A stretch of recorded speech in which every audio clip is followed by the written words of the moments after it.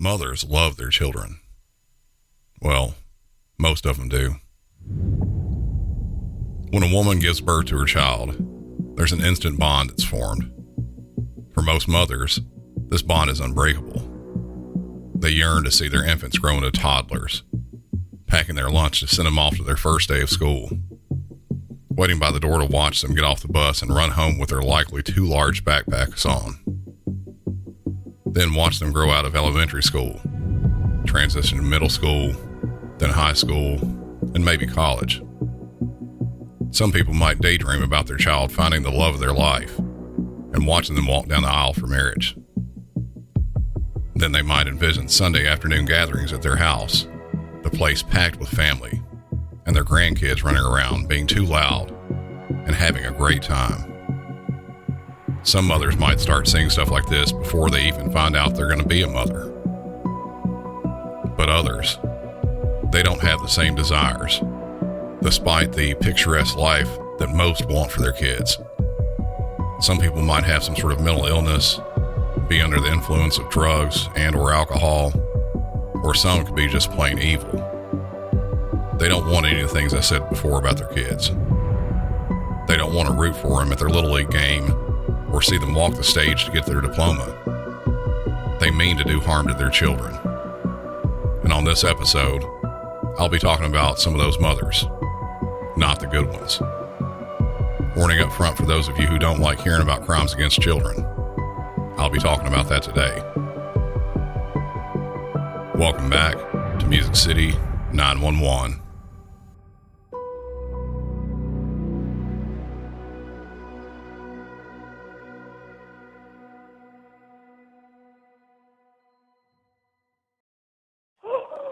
What's the address of the emergency? Yeah, there's a baby in our garbage can. And I thought it was a cat. I was outside just a minute ago, and I got my mother-in-law to come out, and we lifted the trash bags off, and there's a baby in the garbage can. Is it alive? Yes. Okay. Is it breathing? I think so, because he sounds like a cat in distress. And I don't know how to get him out. Neither one of us are tall enough, and if we tip it, the trash is going to go over on top of him. Okay, just stay on the phone with me. No, we're going to want to send medical. Oh, my gosh. Okay, just stay on the phone with me. I'm getting some help on the way. Are you with the baby now? My son and I are both outside. Okay. I can't reach him. How old does the baby look? It looks newborn. I mean, it can't be more than, I don't know. Oh, my gosh. Okay, we've got some help on the way. Just stay on the phone with me, okay? It's got to be newborn. I don't know. He's in the trash. Okay. Is it awake? He's moving. I can't see that his eyes are open. His head looks a little bruised on one side. Okay. I don't even know if it's he, but I'm assuming. Is he bleeding? He's not bleeding that I can see. Okay. Somebody buried him in our garbage because I was out taking the trash out yesterday, too. We don't have very much in there. But they put him underneath, and I thought he was a cat. I was out here earlier, and I thought there was a cat in our bushes. We've got some help on the way. I'm sending the paramedics to help you now. Just stay on the line. I'll tell you exactly what to do next. I can't reach him because I'm not tall enough. Okay. Can you see if he's breathing? He is breathing, and he's making noises. Okay. And there's still the cord on there, so he's got to be newborn. He's still got an umbilical on his belly button. Okay, just stay on the phone with me. I'm going to get us through to the Unified Police Department as well, okay? Yay. 911, what is the location of your emergency? I've got the caller on the line. She says somebody put a baby in her garbage can. The baby is still breathing. It's making noises. The cord is still attached, but she can't get it out of the garbage can. She's not tall enough. So we've got the medical on the way. Doing a great job. I want you to watch the baby closely, okay? Okay, we've got the neighbor over, and we're going to get him out of the garbage can. Okay. So he's breathing. Okay, have someone go get a blanket. We have a blanket. Okay. If he becomes less awake and vomits, quickly turn him on his side. Okay, if he's Is this a house or an apartment? It's a house. I'm on his side. Why would they do that? And if he gets worse in any way, I want you to let me know immediately for further instructions, okay? Okay. Okay, you're doing great. You're doing great, okay? He's out of the garbage now. Okay, so is it a male? Is it a boy? We need to look. Buddy, are you a boy? It is a fresh baby. Okay. Oh, I'm afraid to move him. Okay, you know what? Just hold on to him and cradle him, okay? Is he awake? He's, I don't know if his eyes are open, but he's crying, so. Okay, so his eyes are open? I'm on the phone with him now. His eyes are not open. Okay. He's brand new. They're sending the paramedics. There they are. Are they arriving now? I can hear sirens, so hopefully. Okay. Okay, just stay on the phone with me, all right? I'm here. You're doing great. And let me know if the baby, are you guys standing outside with the baby right now? Yes, our neighbor has him. Okay. Too far away from the house because I'm on a cordless stuff. Okay. Is he bleeding from the umbilical cord? There's no blood coming off the umbilical cord. Okay. It's long. I mean, whoever did it left a good 8 to 10 inches of umbilical. Okay. And there's no blood? There's no blood that I can see, and whoever it is covered him up with the trash. Okay. So we were in there for a while. Morning, I came out at 6 o'clock when my husband went to work, and I heard something that I thought was a cat in distress, and I couldn't find him because it was still dark. And then when I looked in the garbage, I'm blind in one eye, and so I saw something that looked like a paw, so I went in and I got my mother-in-law to help, and when we took the bag of trash off the top, it was a baby. Oh, I'm so glad you checked. I'm glad you checked. You're doing a great job. Okay, they're here. They're with you right now? They're pulling up as we speak. Okay, just let me know when they're right with you, okay? Okay. I can't believe anybody would do this. I know. I'm going to hang up with you guys. All right, thanks. I'm just going to stay on the phone with you until they're right with you and the baby, okay? Okay. They're out. Someone put a baby in our garbage can. They're here. Okay, I'll go ahead and let you go. Thank you. Thanks. Bye-bye. If you think about it, depending on the number of people that are in your household, you don't make too many trips to the outside trash can. Sometimes it might be a couple days before I have to do that. A length of time like that in this case, that could have proven fatal for this small baby. For this child, a bit of luck and the timing of that luck were on its side.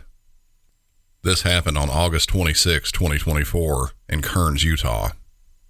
The resident and caller walks out and hears what she believes is a kitten meowing in her trash can outside.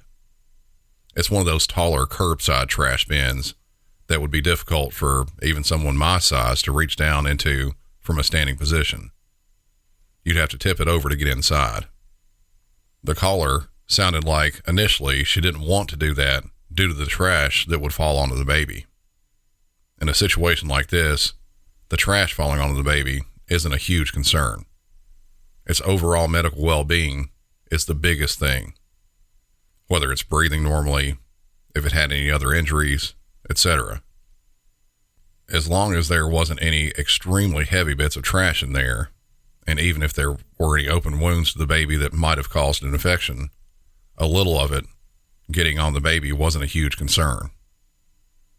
When police and medics arrived at the scene, they found the baby with the umbilical cord still attached. This was a newborn, and likely one that hadn't been alive that long. After taking vitals, it was quickly determined the baby was in critical condition, suffering from severe hypothermia and respiratory distress. It was airlifted to a nearby hospital in Salt Lake City. Police started looking around and asking questions, trying to determine where the baby was born and where the mother was. It didn't take long before police were able to figure out who the mother was. The next door neighbor's house, the ones who came out when they heard the original caller being frantic about finding the baby, they had a daughter in her 20s. Police questioned her and quickly learned that she was the mother. 23-year-old Alicia Marie Englert was arrested on attempted murder charges. Once transported to the station, she was further questioned about it. The baby was born a little after midnight on August 24th, just a couple days before it was found in the trash can. After it was born, Alicia wrapped it in a towel and left it in the basement's bathroom on the floor. No food, no medical care, nothing. She left for work in the morning. After returning home, she left the baby in the same place. It wasn't until the next morning, a little before 6 a.m., that she decided to take the baby to the trash. But she didn't use her own family's trash can. She put it in the next door neighbor's. Then she covered it up with some of the trash already inside of it. Doctors said that if the baby wouldn't have been found when it would have certainly died. Alicia was formally charged with attempted murder, a first-degree felony. A bond of $25,000 was posted after it was reduced from $500,000.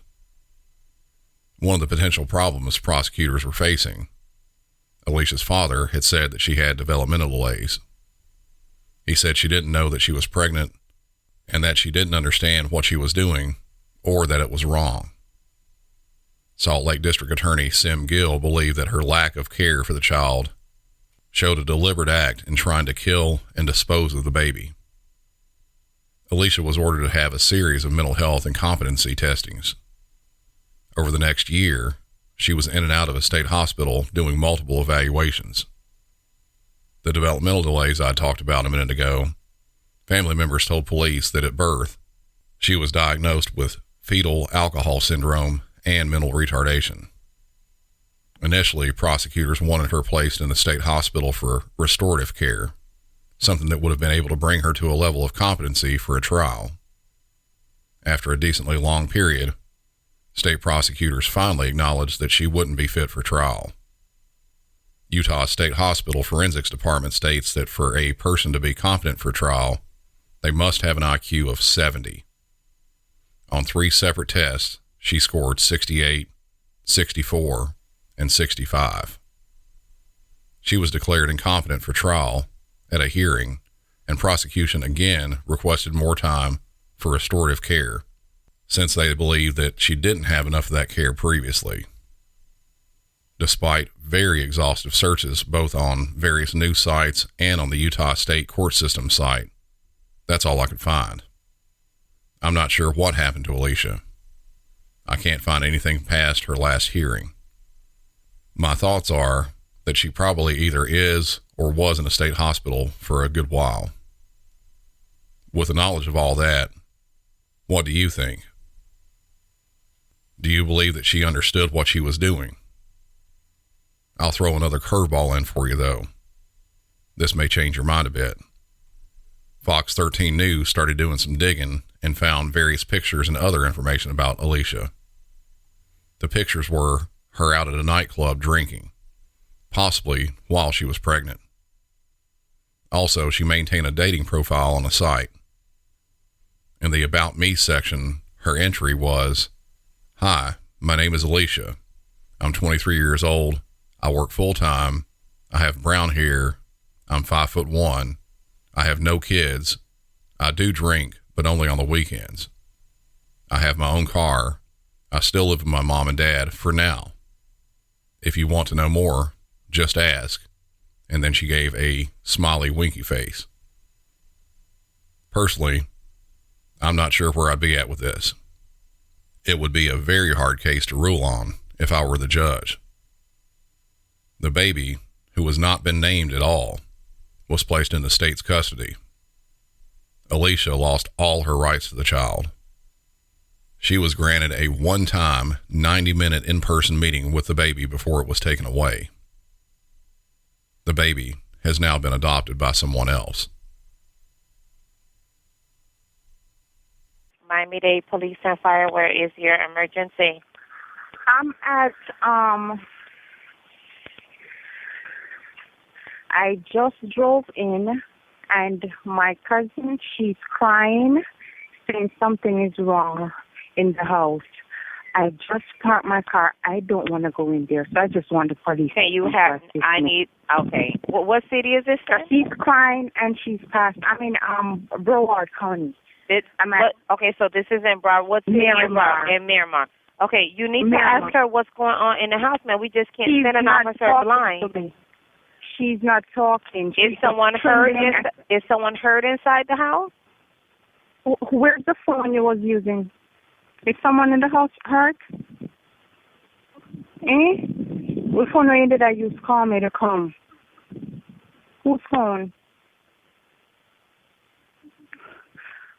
Could I get assistant now, please? Okay, ma'am, you're going to need to know whether we're going to be sending rescue or police. We can't send them there blind. She needs to tell you what's going on inside the house.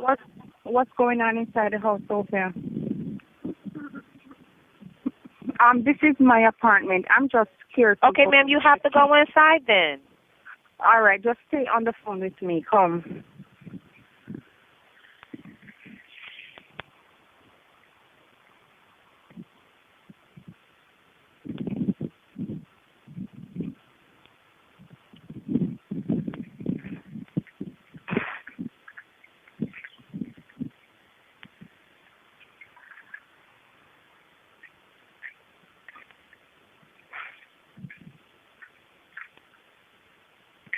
Come, Sophia. And what's the apartment number? It's the apartment. Okay, what happened? Do you see anything? Give me a second. Go.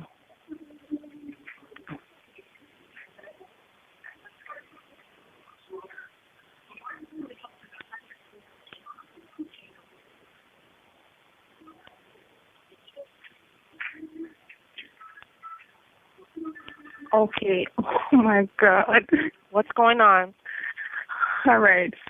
There's froth and blood coming from the little girl's mouth and her nose, and her eyes are 3/4 closed. The baby is stiff, not moving. Okay, stay on the line. Don't hang up. Okay. Okay, so are you talking about two patients or one? Two. Two, a baby and an adult. And a 3-year-old, and the mother is right here. Okay, she's the mother. Yes. Your niece is the mother. Not my niece, my cousin. Your cousin. Okay, hold on. It's the mother.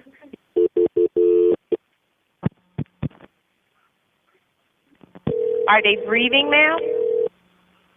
911. What is your emergency? Hi, this is Miami-Dade with an emergency call. She's at. Yes. There's two baby lying on the bed. I don't. Hold on one moment. Hold on one moment, ma'am. She's calling from.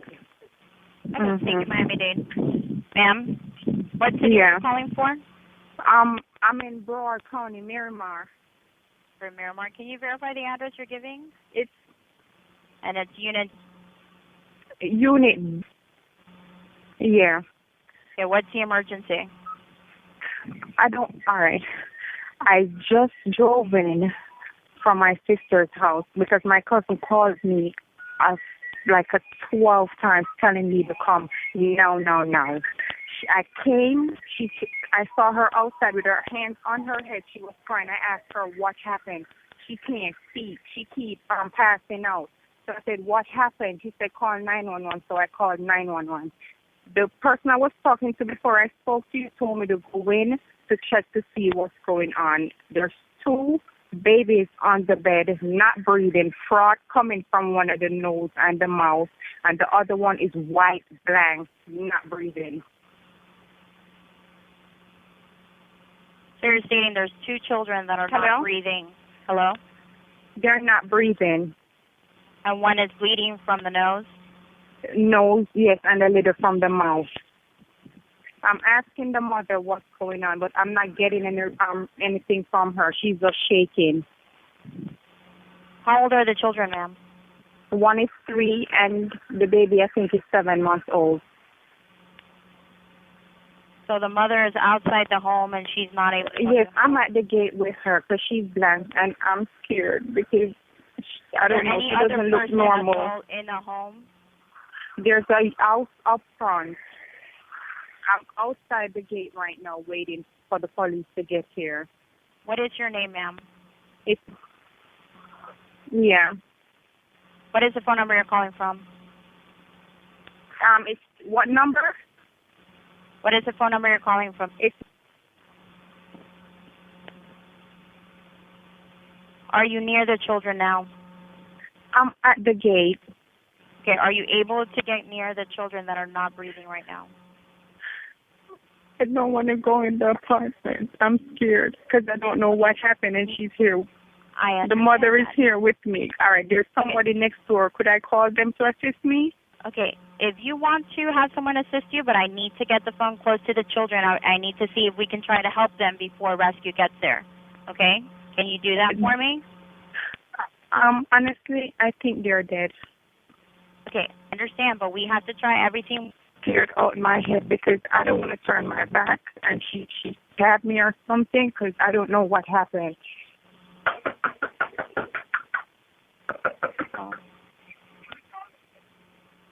Could you want to? The mother wants to talk to you. The mother of the kids. Your mother is home. Your grandma is home. Any adult is home. You want to? Do you want to talk to the mother of the kids? Hello. Hello. Now, I need to try to get this phone as close as possible to the juveniles that are not breathing. Okay? Can you have someone get the phone to them?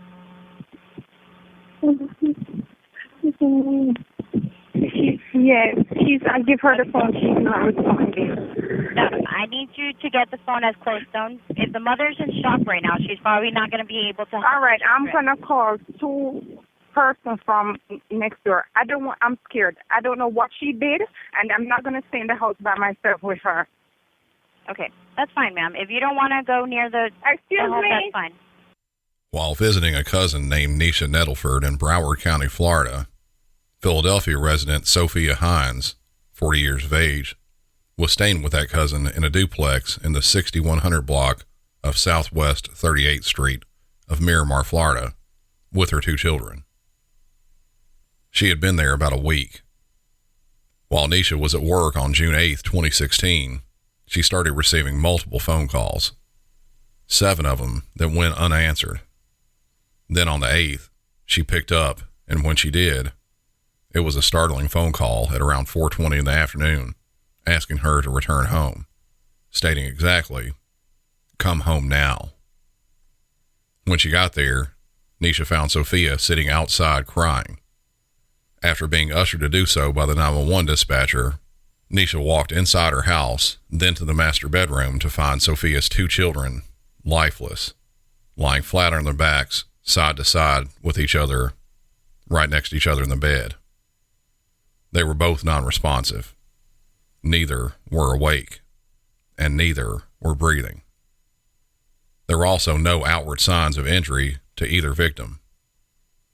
Police arrived at the scene first and immediately started CPR. If there was any chance to save them, they wanted to. Miramar fire and rescue crews arrived shortly after, but pronounced both the children deceased. The children were 3-year-old Ariel Hines and her brother, 7-month-old St. Leo Hines. 2 weeks later, they were laid to rest in their hometown of Philadelphia following a funeral at the Queen of Peace Church. Sophia was read her Miranda rights. After that, she was questioned about what happened, and she confessed the murder of her own children. She admitted to getting a bedsheet and then holding it over St. Leo's face until he stopped breathing. Once that was done, she did the same thing to Ariel. She gave no explanation for her actions. She was arrested and taken into custody without incident. She was transported to the Miramar West District Police Station, then on to the Broward County Jail, where she was charged with 2 counts of premeditated homicide. After spending less than a month in jail, she had a competency hearing in court and was deemed not fit for trial. She was then transported, much like the last case, to a state hospital where she was brought back to a level of being able to go to trial. That took over 4 years. On January 31st, 2020, she was finally deemed fit for trial. After her trial, she was convicted on both charges and was sentenced to 20 years in prison, followed by a 20-year mental health probation. She's currently sitting in prison now. Despite all the lead up to the trial, it was found that the children had been placed in state's custody for alleged abuse as well as claims of postpartum depression from Sophia. St. Leo's father, and at the time Sophia's current husband, Anthony Singleton, later gained custody of the children, but Sophia was only granted supervised visitation. She was meant to have twice monthly mental health counseling as well as parenting and medication management. On April 27th of 2016, the children were fully returned to Sophia's custody, but were considered under protective supervision until a hearing that was supposed to happen in July. The vacation that I mentioned that she and her kids were on, it wasn't something that was planned. Anthony Singleton, a 59-year-old forklift operator, told investigators he was at work, and when he returned home, Sophia and both children were gone. He had no idea where they were. He tried calling her several times, but she never answered. The first word he got from anyone at all as to where Sophia went with the kids was when authorities called him to let him know that the children were dead. The last incident we have, it played out differently than the first two, thankfully. 911, what's your emergency? Hello? Hello? Hi. Hello? Do you have an emergency? Hello? What are you? I'm the emergency hotline. Who are you? What's your name? My name is Elaine. Oh. Is your mom there? No. I'm doing my mom's phone number. Oh, you're pressing your own numbers? My mom's number. Oh, is your mom okay? Yeah. Yeah. Is anybody there with you? Huh? Is anybody there with you? No. Nobody's there with you? Yeah. Because my mom didn't come, so I didn't. My mom said don't open for everybody. When my mom comes, and then I can open for everybody. There's a kid alone up there. A young kid. Hi. I need to. This kid is he's little, by herself. I think the parents left her all alone. Are you watching TV, honey? My TV's on, and I go to the bathroom. And I'm in the bathroom. Oh, you're in the bathroom? Are you okay? Yeah, I'm watching my TV. Okay, I just want to make sure you're okay. And nobody's in the room with you? Yeah. Okay, I'm gonna. Okay. I'll start shutting down that PID and go by and go to the valve. So everything's okay? Yeah. Oh. Were you just bored and you wanted to use the phone? Oh, okay. How old are you? 1. You are not 1. Maybe 2. I think you're older than 2. Maybe 3? Maybe. Maybe you're not sure how old you are? Huh? You're not sure how old you are? My mom said I'm 2. Your mom says you're 2? Uh-huh. Oh. Did she just say that? Huh? Is she there with you? No. Oh. She says that normally. She wants to go to buy toys for me. Oh, she went to buy toys for you? Uh-huh. Oh. Does she usually leave you in the room alone? Huh? I said, does she usually leave you in the room by yourself? Yeah. Oh, she does? Mm-hmm. Oh. But everything's okay? Uh-huh. Yeah. Don't come in my house. Oh. You're just playing by yourself? Hmm? You are? Don't come in my house. Don't come in my house. What are you playing? says her mom says she's free. How about my TV? He can't do a TV. My game, he can't. My mom couldn't bow games. I'm on the phone with her now. Oh, you like to play games? But I can bow it. Oh, okay. I didn't bow it yet. Oh, are you good at games? Huh? Are you good at games? Yeah. Do you know what my house number? She left to get toys. Do you know what my house number? Okay, Do you know what my house number? Yeah. Oh, you're in a hotel room, right? Yeah. You're not nervous being by yourself? Huh? You're not scared being by yourself? At 911, we get calls frequently from kids who are playing with their parents' phone. Most of the time, it's simply the kid not knowing about how the phone works and is just randomly pushing on the screen.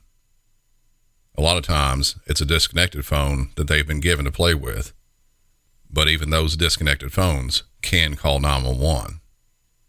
If you're working in a large enough city with a higher call volume and 4 to 8 hours on the phones, chances are you'll get at least one call like this, sometimes multiple.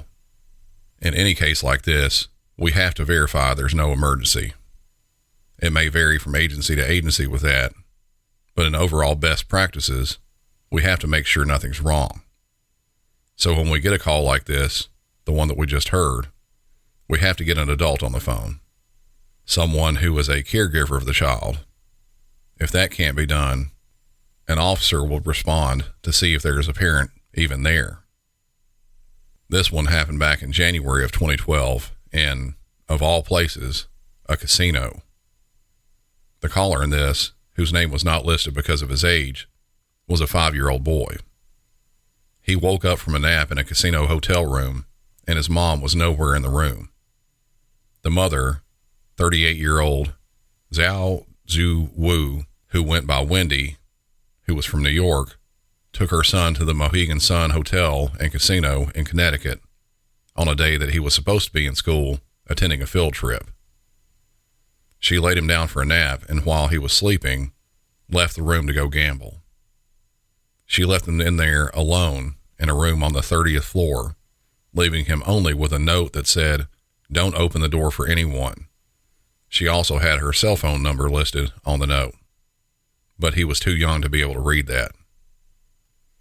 Police arrived and checked on the child and eventually arrested his mother and charged her with risk of injury to a minor. When she was being processed, she was found to have warrants in North Carolina as well, those for conspiracy to traffic in counterfeit goods. According to the case text on that one, Wu and 5 co-defendants were engaged in transporting counterfeit merchandise made in China, but purporting to be expensive handbags, belts, and other accessories from warehouses in New York City to North Carolina, where they distributed it to flea market distributors. Wu leased 2 storage units in North Carolina in which he stored counterfeit merchandise with a retail value of more than $1.2 million. Agents observed Wu supplying counterfeit merchandise to the various flea market vendors. Because of the warrants in North Carolina, along with a new charge, she was given an additional charge of fugitive from justice and was held with a $200,000 bond. While the outcome of the case against her with her child is unknown after some deep searching, I did find that the conspiracy charge was pled guilty to by Wendy, and she was given a 36-month sentence. Wendy was in the country illegally and already had pending immigration charges. The outcome of that is also unknown. Her son was placed into protective custody. That's it for this one. As I said before many times on the show, I don't know what goes on in some people's heads when they're doing things like this, but I know that none of it is okay, no matter their own reasoning. Before I get into my usual stuff at the end, I wanted to give an update on a case that I covered pretty heavily a while back. Sarah Boone, the suitcase killer. After sitting in jail and awaiting her trial for the past 4 years, she finally got her chance to have her day in court. This was after she had something stupid like 8 or 9 attorneys. I don't know if she was just trying to delay everything or if she was that crazy and full of herself that she really couldn't get along with anyone. But after all this time, she's finally been convicted of second-degree murder. The jury was only out an hour and a half deliberating on this. It was a pretty quick decision. She was offered a plea deal that would have kept her in prison somewhere around 15 years, but she decided to gamble. The sentence hasn't been issued, but the range is 16 years to life. Her gamble didn't pay off. If you haven't had a listen to that episode yet, jump back to the one called Sarah Boone, and you'll be able to get caught up on it. Sentencing isn't till December. If you like the show, the best way to give me a hand is to tell someone else about it. Strike up a conversation at work. It could be some good water cooler chat when you talk about the newest episode. Send a link to the show to someone on text or messenger, or just share a link on social media. Head over to MusicCity911.com and hit the shop button if you want to grab a Music City 911 t-shirt, a Nashville Woo Girl t-shirt, or your favorite Don't Fuck With Alligator shirt. I've also got a host of other items on there that's worth having a look at. Go to patreon.com/MusicCity911 for ad-free episodes and bonus content. I'll have a companion mini-episode released in just a couple days after this one comes out, so be looking for that one to pop up. Follow the show on all social media, and leave me a 5-star rating and review on whatever podcast app you're listening on.